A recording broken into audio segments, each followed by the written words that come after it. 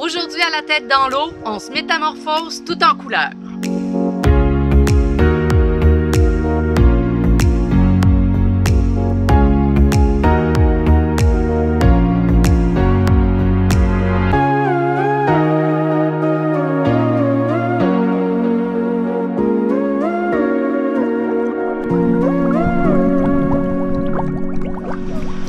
Lorsqu'on commence à plonger, on ne connaît pas trop les habitants d'un récif. Donc, on ne peut pas vraiment les identifier. Mais plus on s'y intéresse, plus on lit et plus on fait de belles découvertes. Quand j'ai commencé à plonger, j'étais épatée par le nombre d'espèces différentes de poissons qu'on pouvait retrouver sur un même récif. Mais non seulement on peut retrouver une grande variété de poissons sur un même récif, mais chez certains poissons, lors de leur développement, ils subissent des transformations extraordinaires. C'est pas pantoute le même poisson.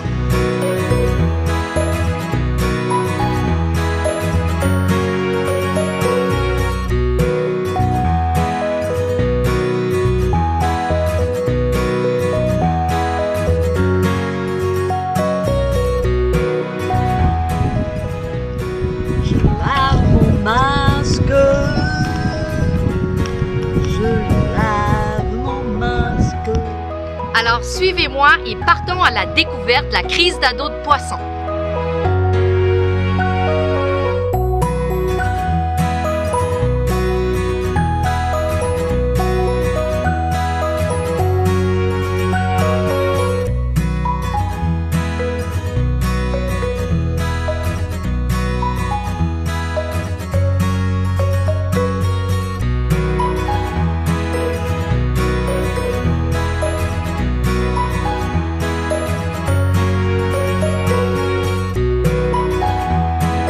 On est prêt?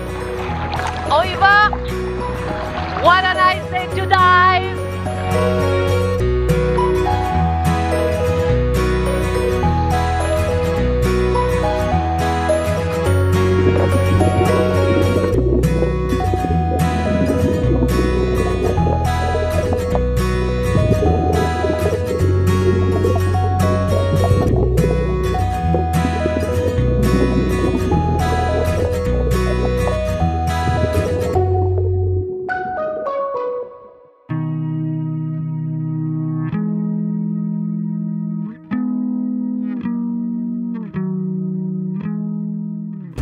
On l'a déjà dit quelques fois, mais j'aime bien le souligner, les récifs coralliens sont en quelque sorte les mégapoles animales de notre planète.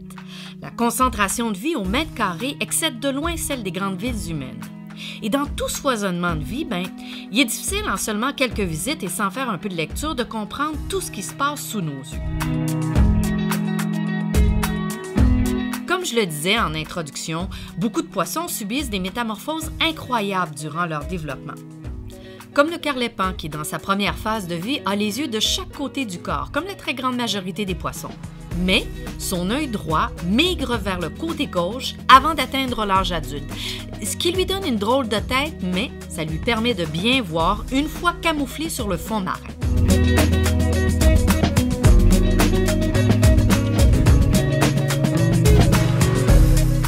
Une multitude de poissons vivent toutes sortes de transformations incroyables, mais aujourd'hui, c'est celle des couleurs en lien avec leur développement que nous vous présentons. Il y a de nombreuses espèces de poissons sur un récif, mais souvent, on se trompe quand on essaie de les identifier parce que, comme les poissons ont toutes sortes de grosseurs, il n'est pas toujours facile de savoir si on observe un poisson juvénile ou un poisson adulte.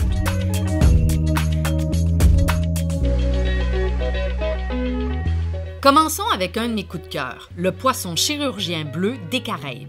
Juvénile, il a la même forme ou presque lorsqu'il est adulte, mais ce poisson chirurgien joue avec les couleurs primaires. Adulte, il est entièrement bleu et a la possibilité de varier sa couleur du bleu pâle, presque gris, à un bleu tirant vers le violet foncé. Ça dépend de son humeur. Mais le petit chirurgien bleu, le juvénile, il est jaune pétant. Il y en a qui craquent là, pour bébé Yoda? Ben moi, je craque pour bébé Blue Tang. En plus, le chirurgien bleu, en anglais le Blue Tang, porte un pyjama pour dormir. Et oui, pour différentes raisons, plusieurs poissons changent de couleur et ou de motif pour passer la nuit, et le chirurgien bleu, lui, a opté pour la rayure.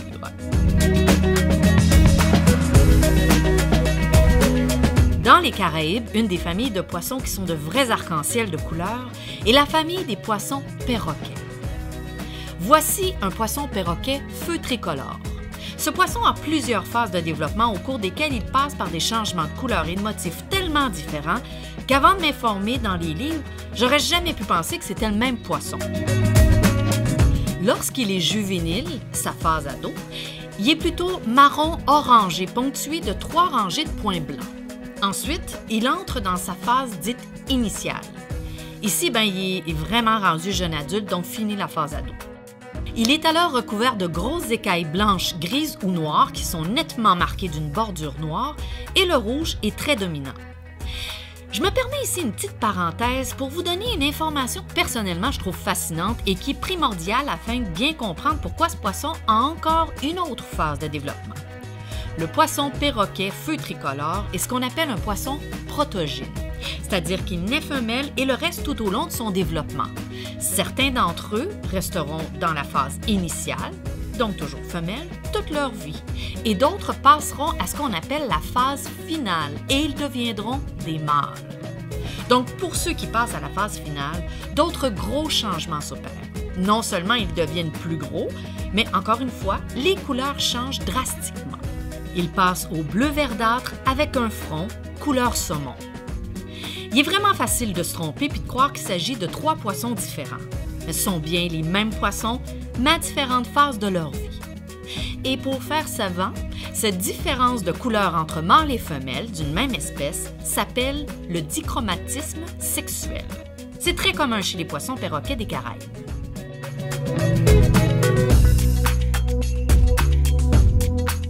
Un autre bel exemple, le poisson perroquet royal, poisson protogyne qui met en pratique le dichromatisme sexuel. Le voici donc dans sa phase juvénile, dans sa phase initiale et dans sa phase finale. Encore là, 3 poissons très différents. Mais il y a une autre petite particularité super intéressante chez le poisson perroquet royal, question d'en rajouter une couche, c'est qu'il est bel et bien un poisson protogyne, mais protogyne diantrique. C'est-à-dire que certains individus naissent mâles et d'autres naissent femelles et deviennent mâles. Ah bon boy, il y a de quoi faire une autre capsule juste sur l'évolution sexuelle des poissons.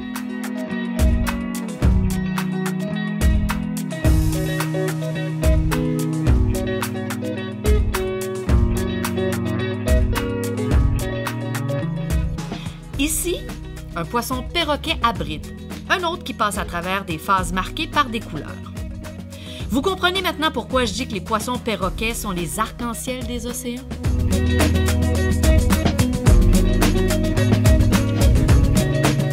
Le seul poisson perroquet des Caraïbes dont les femelles et les mâles ont la même livrée est le poisson perroquet de minuit. Ah oui, ce qu'on appelle livrée, c'est la coloration générale d'un poisson. Donc, on veut dire ici que le poisson perroquet de minuit, femelle et mâle et même juvénile, ont tous la même couleur. Mais ils sont tellement beaux, pourquoi changer, hein?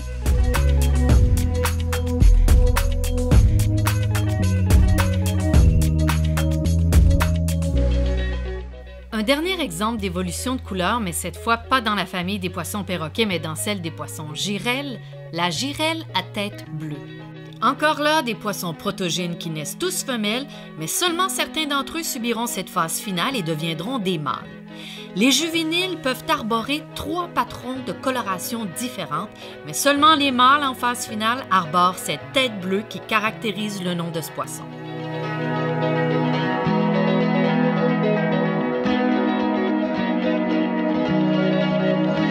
Ce qui est dommage pour nous, c'est que ce foisonnement de couleurs est très rapidement peu perceptible par nos yeux lorsqu'on descend sous l'eau. La lumière blanche est en fait composée de rayons lumineux de différentes couleurs. Souvenez-vous de la bonne vieille pochette du disque Dark Side of the Moon de Pink Floyd, où on voit un faisceau passer à travers un prisme. Ces rayons de couleurs sont de longueurs d'onde différentes et réagissent pas de la même façon en entrant dans l'eau. En eau claire, comme ici dans les Caraïbes, on commence à perdre le rouge à environ 4 mètres, l'orange à 7 mètres, le jaune à 18 mètres et le vert à 35 mètres. Ces profondeurs sont approximatives, en fonction de l'environnement aquatique bien sûr. Le bleu est la seule couleur qui peut se maintenir à plusieurs centaines de mètres. On appelle ça l'absorption sélective.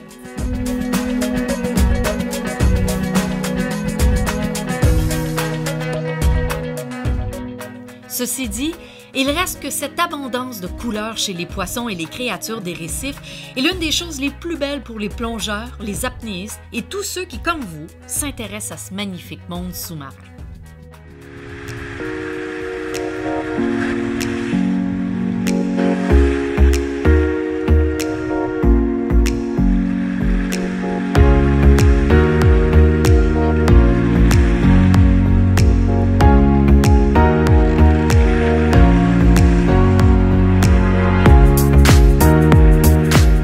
La vie est d'abord apparue dans les océans et sa longue expérience lui a permis d'explorer plusieurs avenues d'évolution.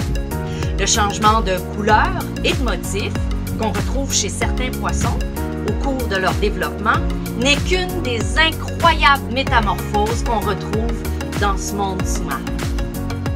Merci d'avoir été avec nous.